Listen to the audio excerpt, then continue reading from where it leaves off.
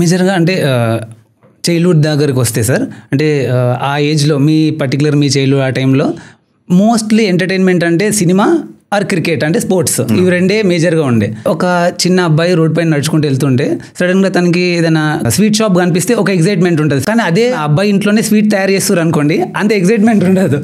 So మీ లైఫ్‌లో కూడా cinema తయారు చేయబడుతుండేది మీ ఇంట్లో. స్క్రిప్ట్ రైటింగ్, స్టోరీ టెల్లింగ్లు అన్నీ జరుగుతుండే. ఆర్టిస్టులు మల్టిపుల్ పీపుల్ వస్తుండే మీ ఇంటికి.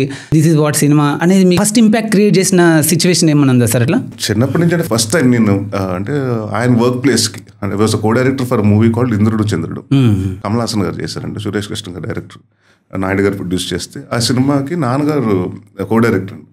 సో డబ్బింగ్కి కమల్ హాసన్ గారు డబ్బింగ్ చెప్తున్నారంటే ఆ రోజు రే కమల్ హాసన్ గారు వస్తున్నారు, నువ్వు అసలు మాట్లాడకూడదు, డబ్బింగ్ థియేటర్లో చాలా సైలెంట్గా కూర్చోవాలి అంటే ఇంకా అది ఒక ఇన్స్ట్రక్షన్ అండి, మనకు తెలియదు అది.